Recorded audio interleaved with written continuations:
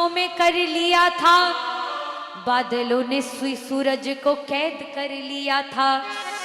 गीदड़ सियार सिंहों की शक्ति तौलने लगे, गीदड़ सियार सिंहों की शक्ति तौल रहे हैं, गीदड़ और सियार सिंहों की शक्ति तौल रहे हैं, हम सनातनियों की शक्ति तौल रहे हैं। अयोध्या में विवाद उठा कि ये राम जन्मभूमि क्षेत्र किसी दुष्ट आताताई विदेशी बाबर की है, ये हमारे मर्यादा पुरुषोत्तम भगवान श्री राम की है। बताओ किसकी है?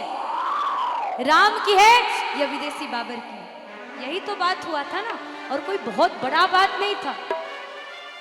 गीदड़ सियार सिंहों की शक्ति तौलने लगे और वहां के नेता मंत्री विधायक कहते हैं ना, सत्ता जिसके साथ संग संग सब डोलते हैं, वहां के नेता मंत्री विधायक हाजी और काजी के साथ मिल जाते हैं।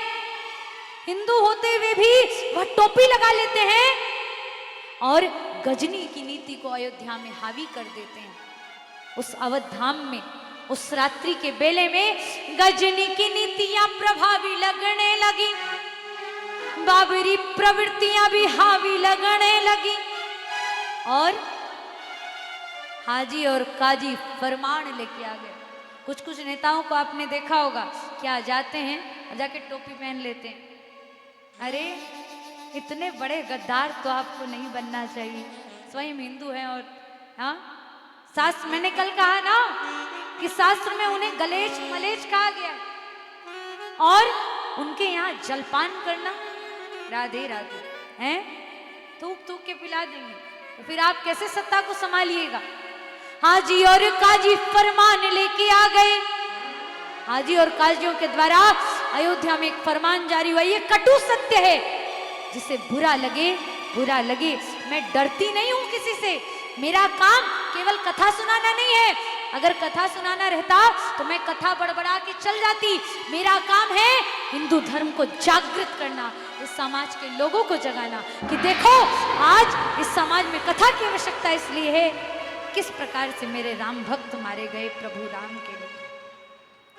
हाजी और काजी फरमान लेके आ गए और वह सत्ताधारी बाबरी विधान लेके आ गया। क्या वही विधान जारी हुआ, वही फरमान जारी हुआ? यदि वो फरमान नहीं जारी होता तो अयोध्या में हिंदू मारे नहीं जाते। क्या फरमान? भक्ति राम आरती उतार नहीं पाएगी, चिड़िया भी पंख यहाँ मार नहीं पाएगी। वो सोच रहे थे कि सत्ता जिसके साथ है उसी की तो चलेगी, यहाँ तो मस्जिद ही बनेगा, वो भी भव्य। सत्ता जिसके साथ है वही तो चलेगा, परंतु ऐसा होने वाला था नहीं। कहते हैं, भक्त गाता है, फरमाने ये था पूजा अर्चना ना होगी अब, मेरे प्रभु राम की आराधना ना होगी अब।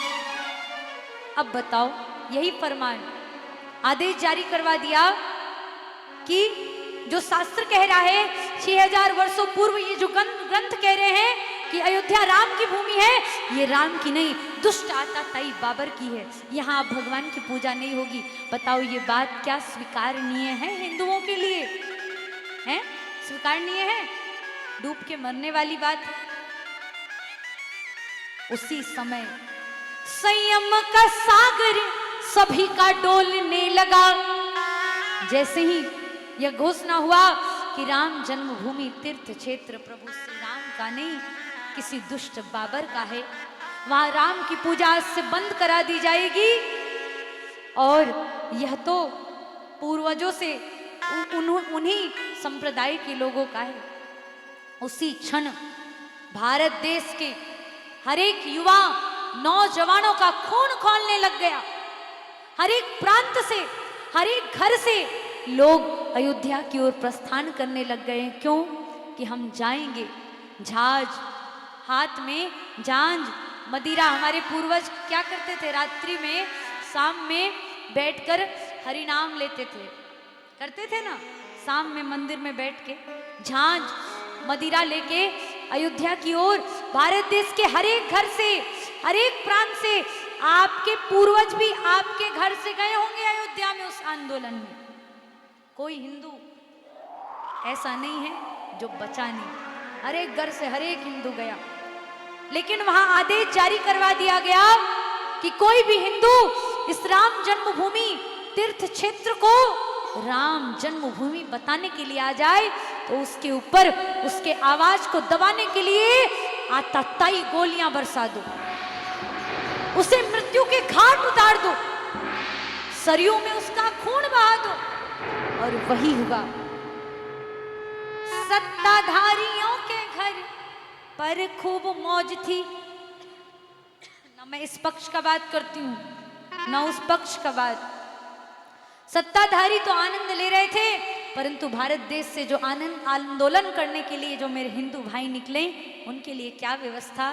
अरे अतिथियों को चाय पानी की व्यवस्था कराई जाती है, परंतु उन दुष्ट द्रोहियों ने इन अतिथियों के लिए, इन राम भक्तों के लिए गोली चलवाने का आदेश दे दिया गया। हाँ, कैसे भक्त, कैसे भाई, कैसे माने भक्त।